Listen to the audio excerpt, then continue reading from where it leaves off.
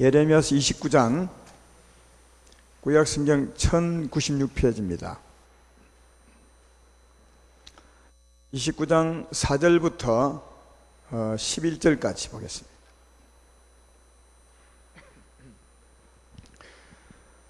오늘 말씀은 이스라엘 백성들이 포로로 잡혀가 있을 때, 바벨론의 포로로 잡혀가 있을 때 하나님이 한 말씀입니다.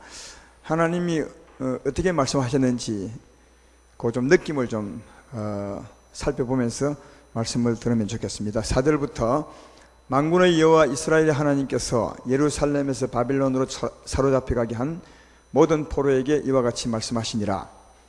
너희는 집을 짓고 거기에 살며 텃밭을 만들고 그 열매를 먹으라.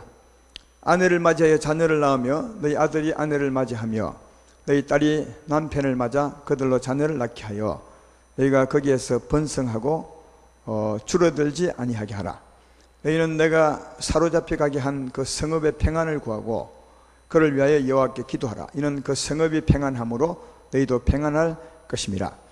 만군의 여호와 이스라엘 하나님께서 이와 같이 말하노라. 너희 중에 있는 선지자들에게와 점쟁이에게 미혹되지 말며 너희가 꾼 꿈도 곧이 듣고 믿지 말라. 내가 그들을 보내지 아니하였어도 그들이 내 이름으로 거짓을 예언함이라.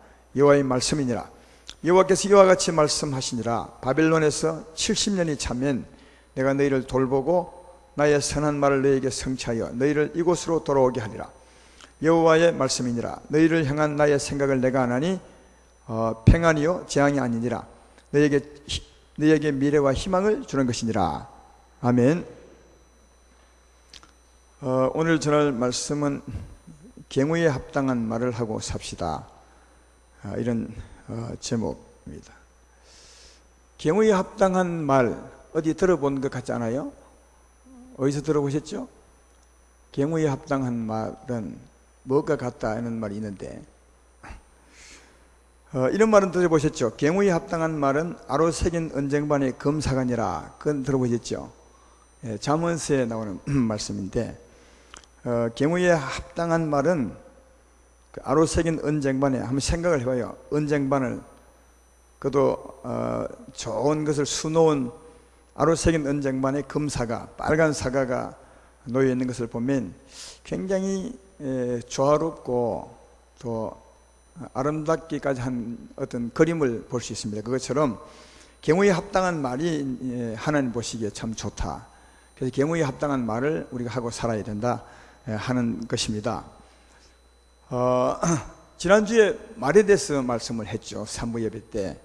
이 말이 참 중요한데, 말이 죽이기도 하고 살리기도 하고, 또 나중에 하나님 앞에 가면 내가 한 말로 의롭다함을 받고 또 심판을 받게 될 것이라, 그렇게 말했습니다. 그래서 경우에 합당한 말을 하는 게 참 중요한 것 같아요. 경우에 합당한 말이니까 두 가지로 나눠보면, 예수님 믿기 전에 사람에게 말하는 것과 예수님 믿고 난 후에 말하는 게 좀 달라야 될 것 같아요. 그게 경우 같아요. 오늘 제가 말하는 것은요, 예수님 믿기 전하고 후에는 상황이 많이 달라졌으니까 똑같이 말하면 안 되거든요. 그래서 그 믿기 전에는 어떻게 말해야 되고 후에는 어떻게 말해야 되는가, 이걸 좀 잘 이해하셔서 여러분 자녀에게, 또 이웃에게, 또 자기 자신에게 말할 때도 좀 경우에 맞게 했으면 참 좋겠다, 그런 생각이 듭니다. 예수님 믿기 전에는 죄인이라 하잖아요. 그죠? 죄인이 뭐죠? 성경에는 이제 죄인이 무엇인가 하는 걸 알려주기 위해서 비유로 설명하고 것이 참 많습니다. 죄인 하면 잘 모르니까 죄인은 어떤 사람이다 하는 것을 이제 비유로 설명하는 건데, 비유 아닌 말씀으로 직접 하신 말씀은 예레미야서에 보면 하나님께서 죄인은 만물보다 더 거짓되고 부패한 심령을 가진 사람이라 그랬습니다. 그러니까 우리 죄인은 이 세상 모든 만물 중에 가장 더러운 자입니다. 가장 추한 자입니다. 지렁이보다 못하다는 말을 한 말이 그 말입니다. 그러니까 만물보다 우리 인생, 하나님을 떠난 죄인들은 더 추하고 더럽다고 이렇게 말합니다. 그리고 이제 비유로 말한 것이 참 많죠. 죄인에 대한 비유 우리는 자주 들으셨잖아요. 하나님의 생명이 없는 곳이니까 이제 사막과 같고 광야와 같고 또 황무지와 같다고 설명하고, 또 이제 그 살아있는 생물로 비유할 때는 지렁이와 같고, 또 다른 것은 독사와 같고 뱀과 같고 그러죠. 그러니까 여러분이 우리 죄인이 가장 추하고 더러운 것을 하나님이 들어서 비유로 합니다. 또 가시나무 같고 그렇습니다. 그러니까 이런 죄인들에게 말할 때 어찌 해야 되겠냐, 어떻게 하는 것이 합당한 말이겠느냐 하는 겁니다. 여러분의 자녀가 아직까지 예수님을 잘 안 믿고 영생을 못 얻었다면 우리가 부모로서 어떻게 말을 해야 자녀에게 좋겠냐, 그런 겁니다.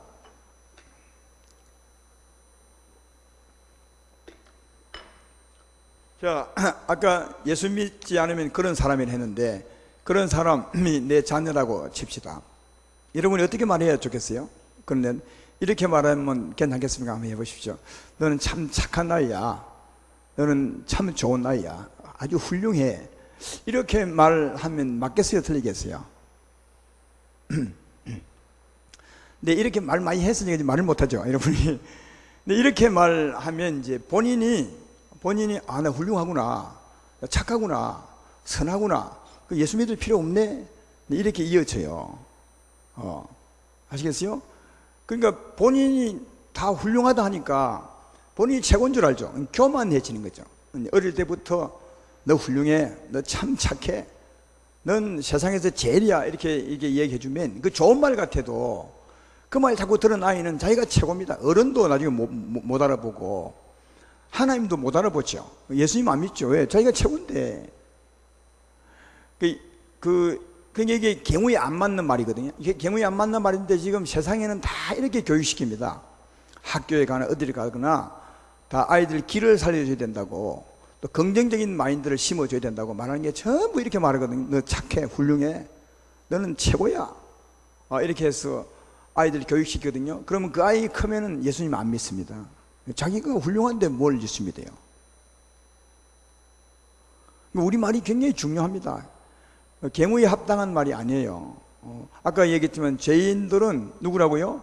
뱀과 같고 지렁이와 같고 가시나무와 같고 항토박과 같고 그런 아이인데 왜 착합니까? 왜 훌륭해요? 내가 볼 때는 그냥 틀린 말 아닙니까? 그러니까 틀린 말을 아이 좋도록 하는 게 아니에요. 그게 경우에 안 맞는 것입니다. 지금 사회가 지금 그렇게 교육시키고 있거든요. 갈수록 예수님을 잘 안 믿는 세대가 될 겁니다. 성경도 그렇게 말하지만. 왜냐하면 교육 자체가 그래요. 그러면 그건 이제 사실이 아니니까 사실은 뱀 같고 지렁이 같고 이런데 이렇게 했으니까 사실이 아니죠. 그러면 우리가 사실대로 말해야 되겠습니까? 너는 이놈 죄인이야, 지렁이 같은 놈, 뱀 같은 놈, 이런 황토박, 이렇게 말해야 돼. 그거 맞겠어요? 내가 그리 말하면 아이 2번 죽이는 겁니다. 지렁이 같은 놈을 더 지렁이 같다고 밟아버리는 것이고, 뱀 같은 놈을 뱀 같다고 더 밟아버리니까 얘는 아이가 어릴 때부터 완전히 기죽고 자란 거죠. 길을 못 펴고 더 이제 죽는 거죠. 그것도 합당한 말이 아니에요. 경우에 합당한 말. 그럼 어떤 말이 좋냐? 그러니까 하나님이 우리를 부를 때 말을 보셔야 돼요. 하나님이 죄인들을 향할 때 어찌 말했는가를 보면 금방 답을 찾을 수 있습니다. 하나님은 소망을 말하죠. 장래, 지금은 네가 이럴지라도 장래 이렇게 될 것이다, 이 소망을 말하거든요. 그렇죠? 그러니까 우리도 그걸 배우셔야 돼요. 사실대로 말해도 안 됩니다. 거짓말을 해도 안 됩니다. 그러니까 장래, 현실을 인정하고 장래 이렇게 예수 믿으면 이렇게 될 것이다 하는 말을 해줘야 맞는 것입니다. 지난 시간 배웠잖아요. 베드로가 예수님 찾아갔을 때, 그때는 베드로가 아니라 시몬이죠. 시몬이라는 이런 뜻이 뭐라 했습니까? 시몬이라는 이런 뜻은 모래거든요.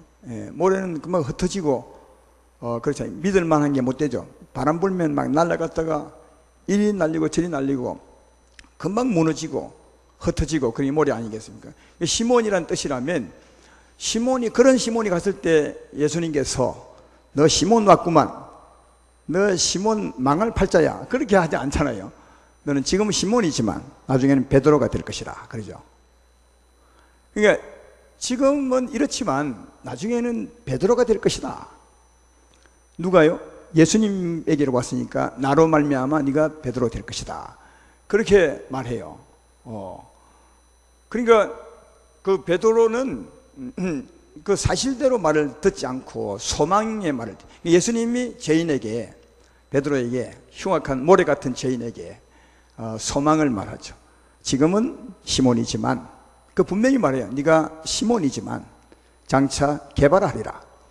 그렇게 말해 줍니다. 여러분, 이런 그 관점으로 성경을 보면 하나님이 찾아오실 때마다 아까 앞에 두 개처럼 말하는 곳이 없어요. 전부 다 항상 소망으로 말하죠. 소망으로. 하나님이 아브라함을 찾아오잖아요. 창세기 12장 1절로 3절에 보면 아브라함을 찾아오셔서 하시는 말씀도 보십시오. 여호와께서 아브라함이 이르시되 너는 너의 고향과 친척과 아버지 집을 떠나 내가 내게 보여줄 땅으로 가라. 내가 너로 큰 민족을 이루고 내게 복을 주어 내 이름을 창대하게 하리니 너는 복이 될지라.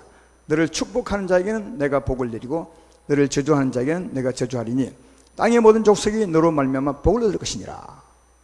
아브라함을 복에 거는되게 하시겠다고. 굉장한 사람이 되는 거죠. 복을 주는데 네가 축복하면 하나님이 그에게 축복하고 네가 저주하면 저주할 만큼 대단한 사람이 되는 거죠.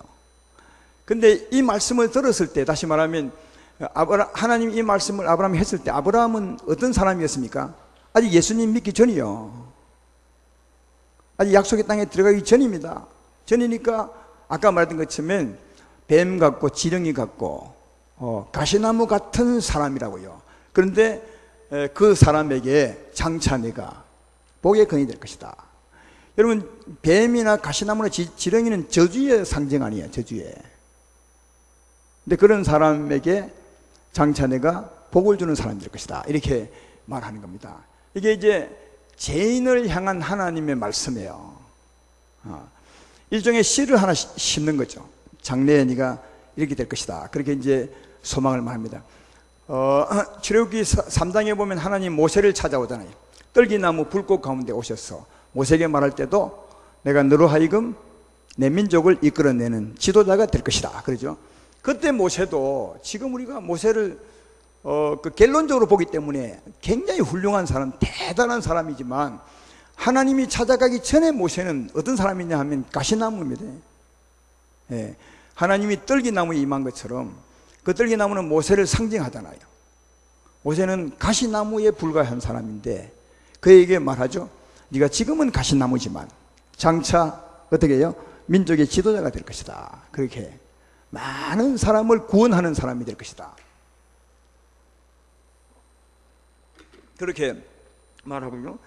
또 훌륭한 그 다윗도 마찬가지입니다. 사무엘하 7장 8절에 보면 하나님이 다윗에게 하는 말씀이 나옵니다. 그러므로 이제 내 종 다윗에게 이와 같이 말하라. 만군의 여호와께서 이와 같이 말씀하시기를 내가 너를 목장 곧 양을 따르는 데서 데려다가 내 백성 이스라엘의 주권자로 삼고, 그렇게 말합니다. 이때도 다윗은 하나님 안에 들어오기 전이에요.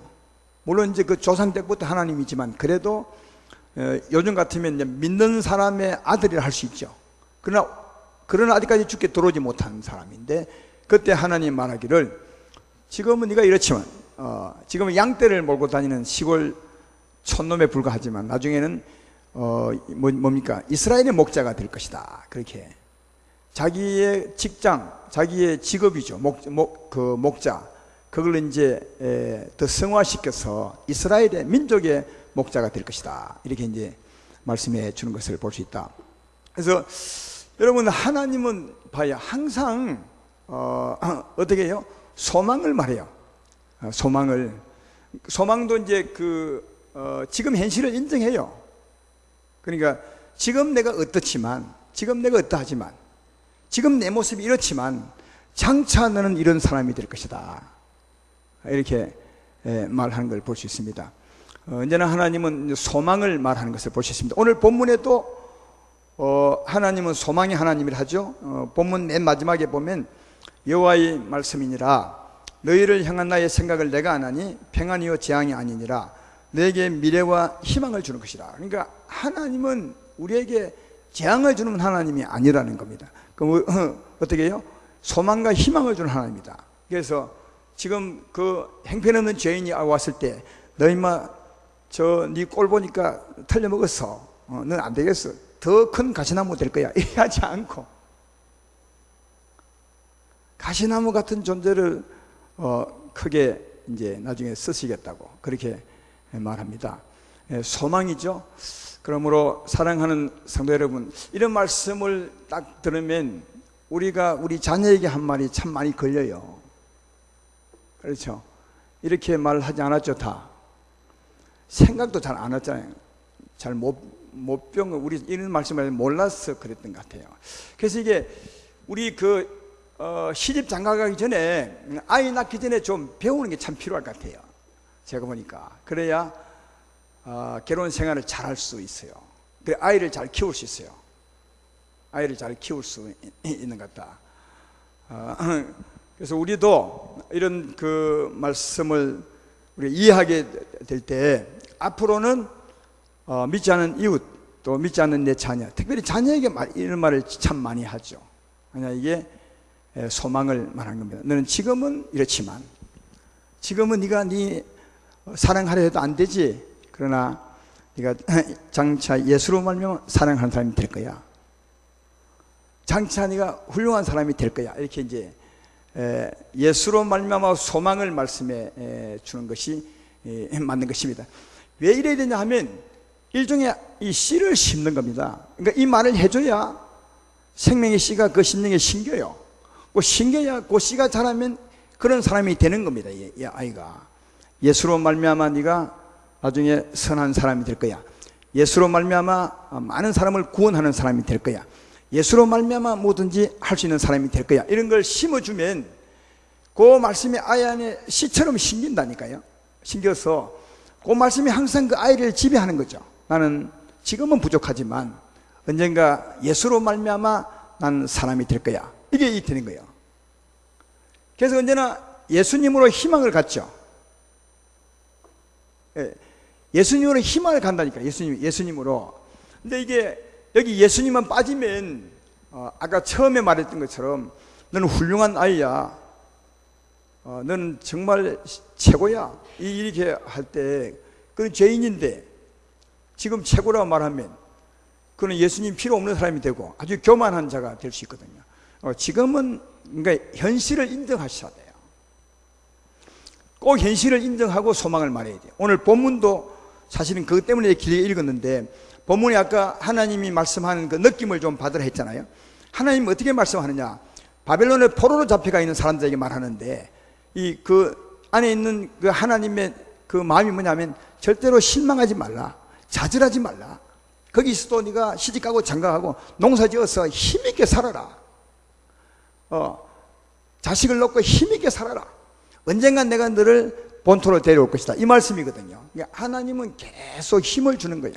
소망, 지금 현실을 인정하고요. 지금 너희가 포로로 되어 있지만 언젠가는 하나님 너를 데리고 올 것이라.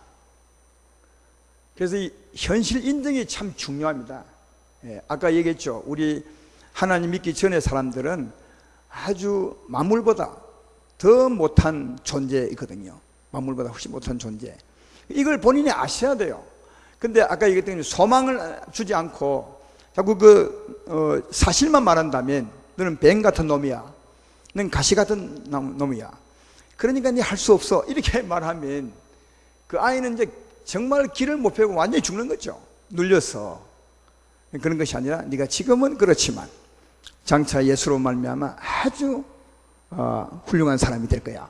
이렇게 현실을 인정하고 소망을 말하면서 그 씨를 심어주면 아이가 그 소망을 가지고 자라게 되는 거죠.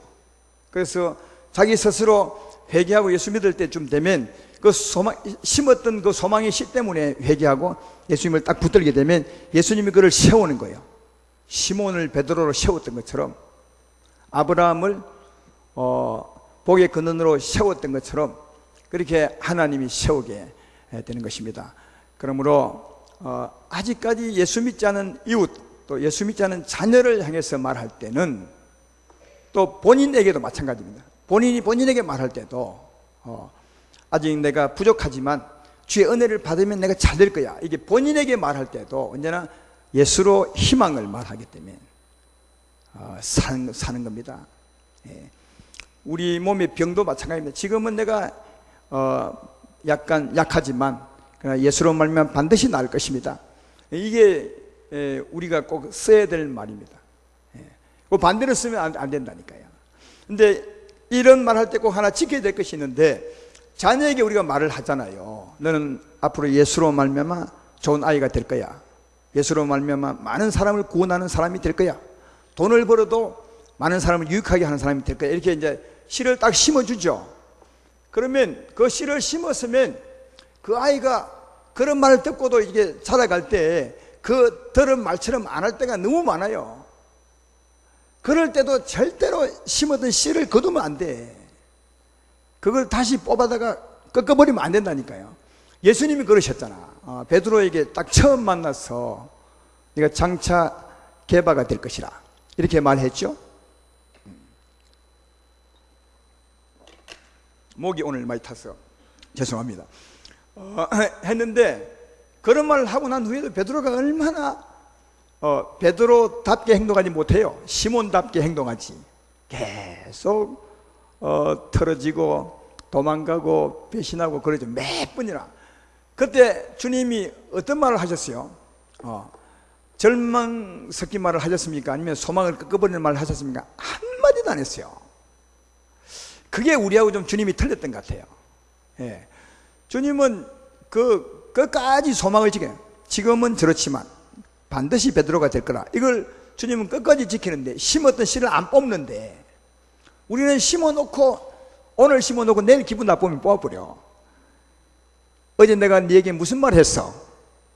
예수로 말하면 잘 된다 했잖아. 하루도 못 지켜 이놈아. 싹수가 노랗구만. 당장 그 씨를 뽑아버린다니까요. 그러니까 애가 갈피를 못 잡는 거죠.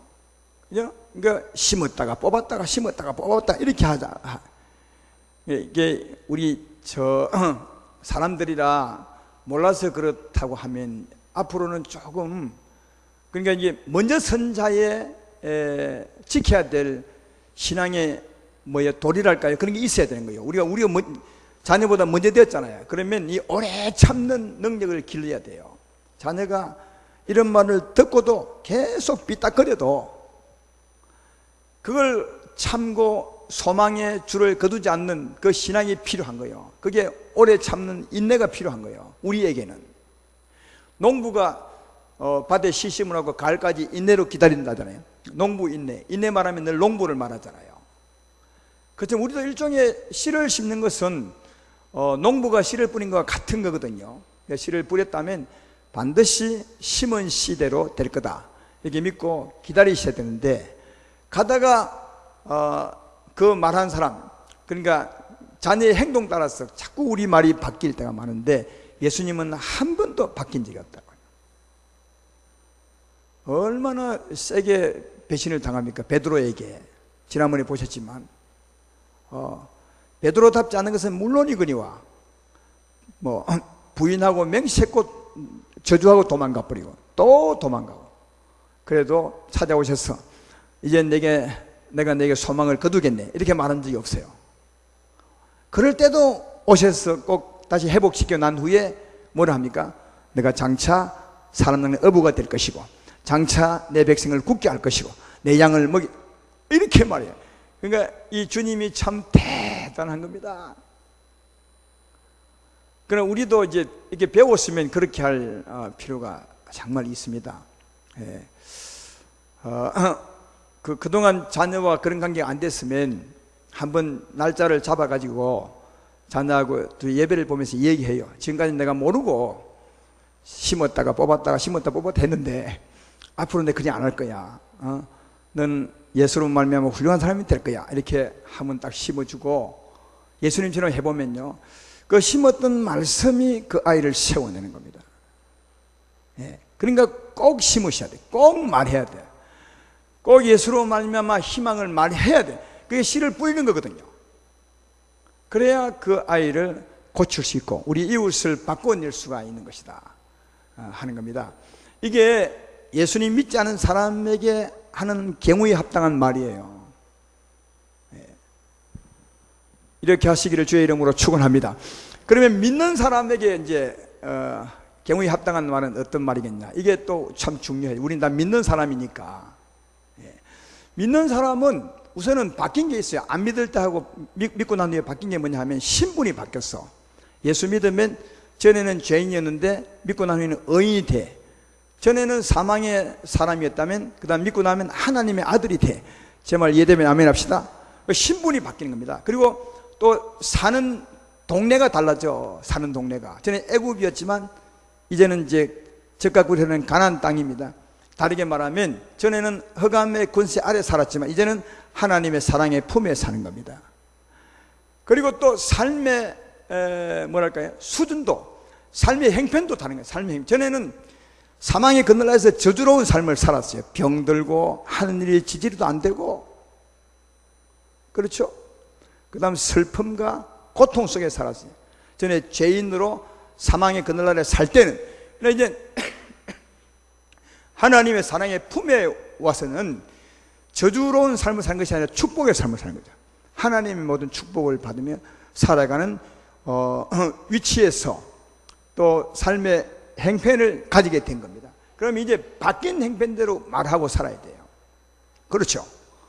이제 신분이 바뀌었으니까 이래 말해야 돼요. 나는 이제 하나님 은혜로 나는 의인입니다. 예, 절대로 여러분이 수고해서 얻은 것이 아니고 예수의 은혜로니까 그 은혜로운 말 붙이지 않아도 괜찮은데 꼭 마음은 은혜임을 꼭 기억하셔야 돼요. 나는 하나님의 은혜로 하나님 아들입니다. 하나님의 아들입니다 라고만 말해도 그 마음 안에는 하나님의 은혜로 이걸 붙이셔야 돼요. 왜? 은혜로 된 겁니다. 우리의 노력으로 된 것이 아닙니다. 그래서 이 은혜로 되었다는 말, 이 은혜라는 마음을 새길 때 주님을 더욱더 의지하고 감사하게 되는 거죠. 그래서 신분이 바뀌었으니까 이는 하나님의 아들입니다. 그리고 우리가 어디서 구원을 받았습니까? 죄와 사망과 저주에서 구원받았습니다. 이게 무슨 말인지 알죠? 여러분, 하나님을 떠난 것이 죄입니다. 죄를 지었으므로 사망이 우리를 덮었어요. 사망의 세력을 잡은 자가. 그 밑에는 저주죠. 그러니까 우리가 세 군데에서 구원을 받은, 세 가지에서 죄에서 구원을 받고 죄 용서를 받았죠. 그리고 사망의 그늘 아래서 구원을 받고 저주에서 구원을 받았어요. 맞죠? 그러므로 내가 죄와 사망과 저주에서 구원을 받았으므로 이제는 죄가 나를 주관할 수 없습니다. 사망이 나를 주관할 수 없습니다. 저주가 나를 주관할 수 없습니다. 나는 하나님이 내 주관자입니다.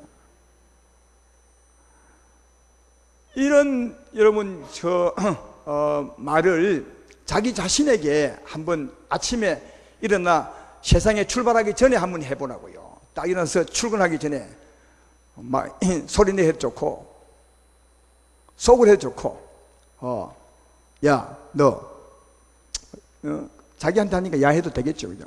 너 하나님의 사람이야. 죄가 너를 주관하지 못해. 사망이 너 가는 곳에 비켜 도망갈 거야.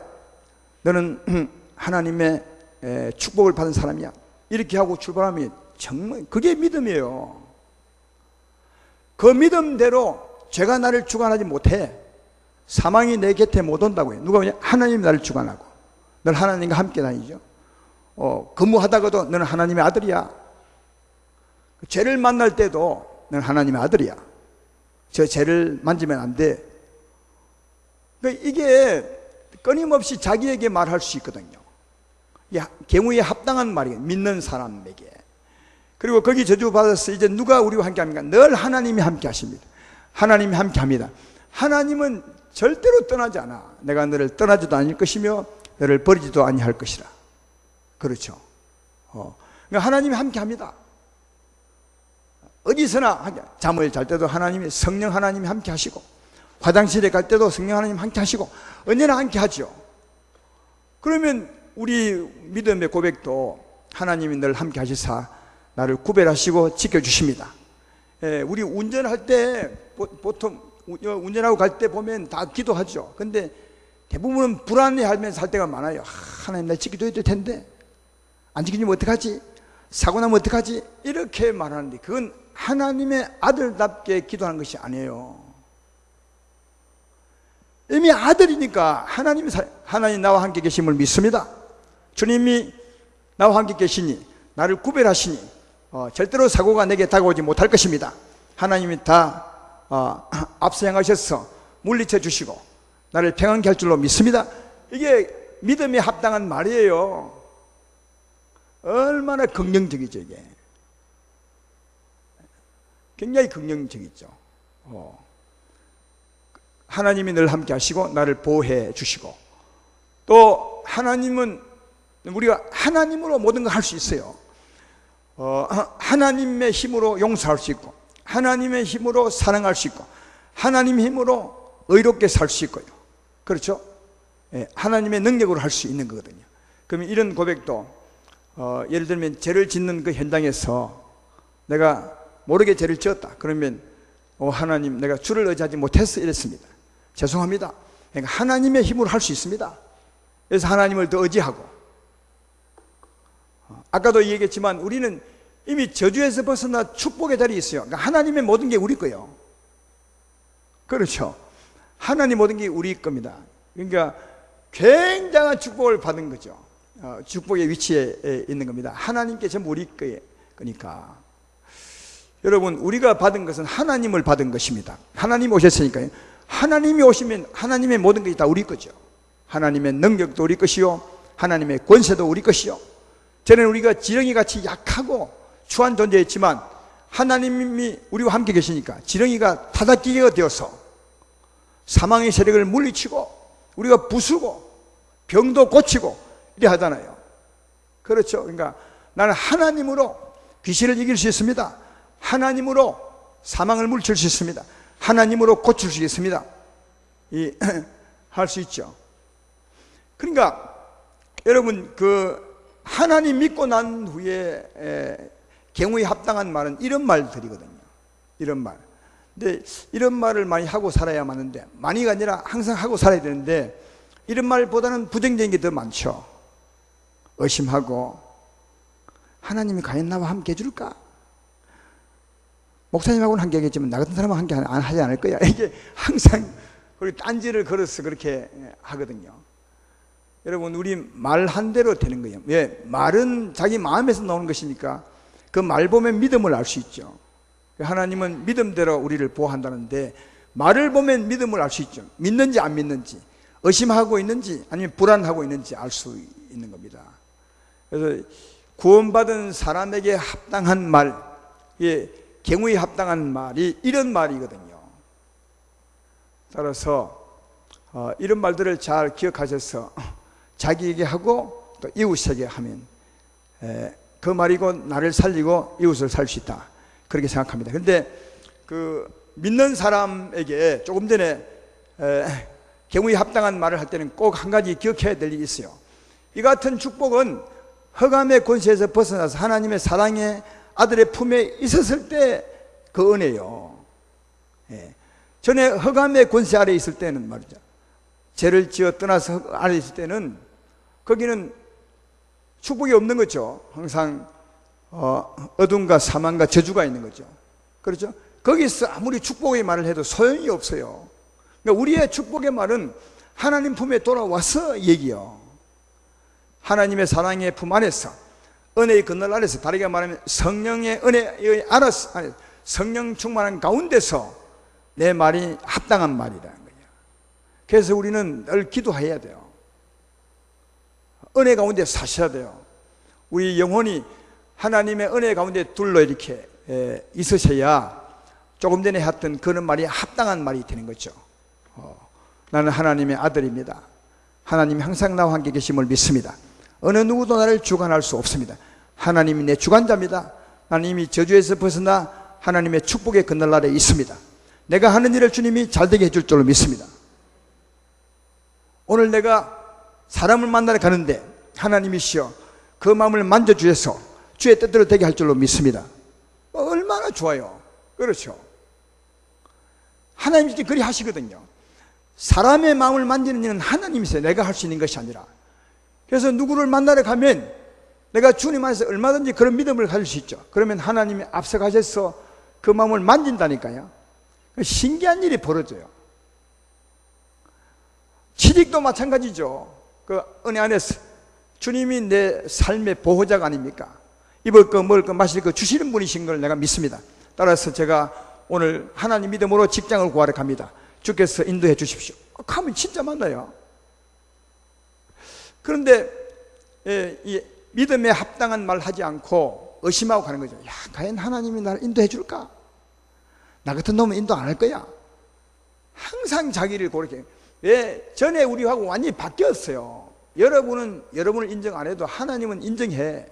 하나님의 구원받은 아들로. 하나님이 모세 찾아갔을 때 찾아가셔서 모세를 구원했는데도 모세는 아직도 자기는 옛날에 애굽에 있을 때처럼 생각하는 거예요. 그렇죠? 내가 누구간데 갑니까? 하나님은 이미 바꿔 놓았다는데, 하나님의 아들로, 하나님의 종으로, 하나님의 권세를 가진 자를 세워놨는데 본인은 모르는 거죠. 그것처럼 우리도 하나님은 이미 축복의 땅으로 옮겨 놓았는데 우리는 아직까지 저기 있는 거죠. 그래서 말을 늘 구원받지 못한 사람이 하는 것처럼 할 때가 많잖아요. 이건 믿음에 맞게 사는 것이 아니라 그것입니다. 오늘 제가 두 가지 경우를 말씀했어요. 믿기 전에 사람에게 어떤 말을 해야 되는지, 아니 어떻게 말해야 되는지, 또 믿고 난 후에는 내가 어떻게 변했으니까 어떻게 말해야 될지, 이 말씀을 잘 마음에 새겨서 말한다면 하나님이 큰 은혜를 입혀주리라, 아니 은혜를 입고 살아갈 수 있으리라, 그렇게 생각됩니다. 세상에서 가장 많이 하는 게, 일도 많이 하겠지만 말을 제일 많이 하잖아요. 그죠? 말을 제일 많이 합니다. 근데 말이 가장 큰 영향력을 끼친다고 말하죠. 특별히 자기가 자기에게 말 제일 많이 해요. 그러니까 자기가 자기를, 사람을 바꾸는 것 같아요. 제가 보니까 남의 말을 들어도 본인이 판단하잖아요. 이 들을까 말까를. 결국은 자기가 자기에게 말하는 겁니다. 남이 말해도 그 말을 듣는 것은 본인이 하는 것이니까 결국은 자기가 자기에게 말하는 거거든요. 끊임없이 부정을 심어 놓으면 사람은 안 되는 거죠. 하나님은 바꾸려 해도 본인이 자꾸 자기를 낮추고 계기에 맞지 않는 말을 한다면 안 되는 거거든요.